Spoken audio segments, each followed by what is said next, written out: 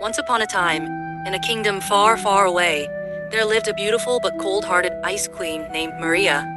Maria ruled her kingdom with an iron fist, suppressing any display of emotion or vulnerability.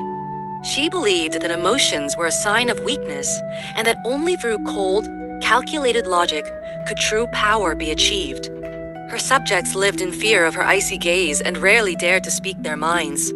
One day, a mysterious traveler arrived at the gates of the kingdom.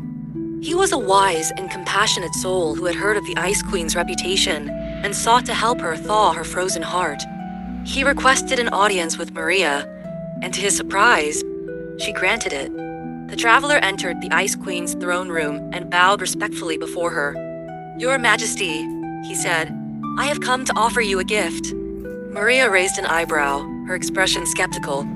"I mean nothing from you," she said coldly. "I have everything I could ever desire." "Perhaps," the traveler replied, "but I believe there is something missing from your life. Something that no amount of power or wealth can provide." Maria scoffed. "And what is that?" she asked. "Awareness," the traveler said. The traveler gazed at Maria with a gentle smile. "Indeed, Your Majesty," he said, "I am well aware of your power and status. However, true awareness is not about knowing the world around you, but about knowing yourself. It is about understanding your thoughts, your emotions, and your motivations." Maria frowned. "I have no need to delve into such trivial matters," she said. "My focus is on ruling my kingdom and maintaining order." "But Your Majesty," the traveler persisted, "how can you truly rule a kingdom if you do not understand yourself? How can you make wise decisions if you are not aware of your own biases and limitations?" Maria fell silent, her brow furrowed in thought. The traveler's words had struck a chord within her, a chord that had long been dormant beneath layers of ice. Maria's eyes flashed with anger, and her voice dripped with icy disdain. "How dare you question my judgment?" she hissed. "I am the Ice Queen. I have ruled this kingdom for many years, and I have always acted in the best interests of my people." But beneath her anger, a seed of doubt began to sprout. She knew that the traveler's words held a grain of truth. There were times when she felt a void within her, a sense of emptiness that no amount of power or control could fill. She had always dismissed these feelings as weakness, but now, as she looked into the traveler's compassionate eyes, she wondered if she had been wrong. "Your Majesty," he said, "perhaps you have been wrong about the nature of power itself. True power does not come from controlling others, but from understanding yourself. It comes from embracing your emotions, not suppressing them. It comes from connecting with others, not isolating yourself." Maria listened intently, her brow furrowed in thought. The traveler's words challenged everything she had ever believed. She had always thought that emotions were a weakness, but now she wondered if they might actually be a source of strength. "But how can I be sure?" she asked, her voice barely above a whisper. "How can I know if what you say is true?" The traveler smiled. "There is only one way to find out," he said. "You must embark on a journey of self-discovery." A single tear trickled down Maria's cheek, followed by another and another. She hadn't cried in years, and the sensation was both unfamiliar and overwhelming. The tears were warm and cleansing, washing away the years of ice and pain that had hardened her heart. I don't understand," she stammered, her voice choked with emotion. "Why am I crying?" "Because you are finally allowing yourself to feel," he said. "You are finally allowing yourself to be human." Maria looked at the traveler, her eyes filled with a mixture of confusion and gratitude. She had never felt so vulnerable, so exposed, but at the same time she had never felt so alive. "What do I do now?" she asked. The traveler nodded. "The first step," he said, "is to acknowledge your emotions, to accept that it is okay to feel sad, angry, afraid, or vulnerable. You have spent so long suppressing these feelings that you have forgotten how to process them, but they are a part of you, and they deserve to be acknowledged." Maria took a deep breath and closed her eyes. She focused on the emotions that were swirling within her, the sadness, the anger, the fear. She allowed herself to feel them, to experience them fully, without judgment. It's overwhelming," she said, her voice trembling. "I know," the traveler said. but it will get easier. The more you allow yourself to feel, the more you will understand yourself. What do I do after I acknowledge my emotions? Maria asked. Then you must accept them, the traveler said. You must understand that your emotions are not a sign of weakness, but a sign of strength. They're a part of what makes you human. The wise traveler offers her a hand. Very well, Maria says to the traveler. Please, guide me. The traveler looks at Maria with compassion. It will be my honor, taking the traveler's hand. She leaves the throne room, not knowing what lies in store for her. They leave the castle together and travel far and wide.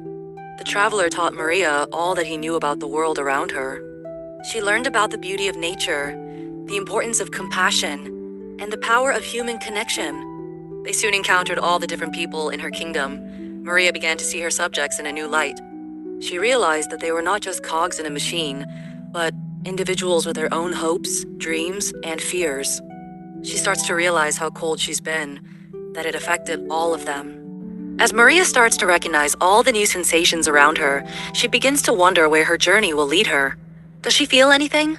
What is the feeling? Is she happy? Sad? A little of both. Is this her new self-awareness? Maria's heart sank at the faces of her people. She could see the fear and resentment in their eyes, and she knew that she had been the cause of their suffering. I've been a terrible queen, she said, her voice filled with remorse.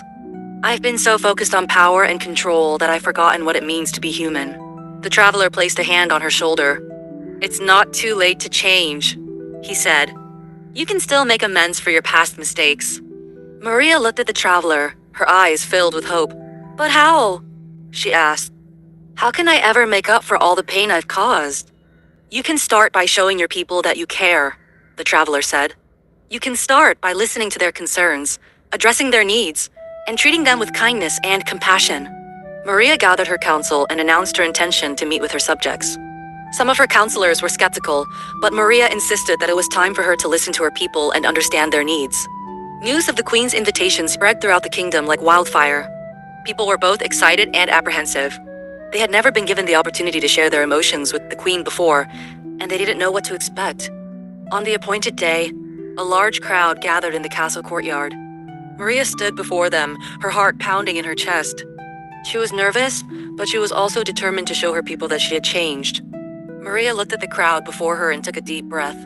My people, she said, her voice clear and strong. I have called you here today because I want to hear your voices. I want to understand your concerns, your fears, and your hopes. Each of you will have 2 minutes to share your emotions with me, to tell me what is in your heart. The crowd was silent for a moment, and then, one by one, people began to step forward. Some spoke of their hardships, of the taxes that were too high, of the lack of opportunities for their children. Others spoke of their dreams, of their hopes for a better future, of their desire for peace and prosperity. As Maria listened, she began to feel a connection to her people that she had never felt before. She realized that they were not just subjects to be ruled, but individuals with their own stories to tell, their own emotions to share. Maria smiled warmly at her people. Thank you, she said, her voice filled with emotion. Thank you for sharing your hearts with me. I have learned so much from you today. I have learned what it means to be human, what it means to love, what it means to care. From that day forward, Maria ruled her kingdom with love, compassion, and empathy. She listened to her people, addressed their needs, and treated them with kindness and respect. Her kingdom flourished, and her people lived in peace and prosperity. And so, the Ice Queen learned that even the coldest heart, with the right words, intention, and people, it can melt away to be a new human with love, compassion, and empathy. From that day on, her name was no longer Maria, the Ice Queen, but Maria the Compassionate. And so she lived happily ever after,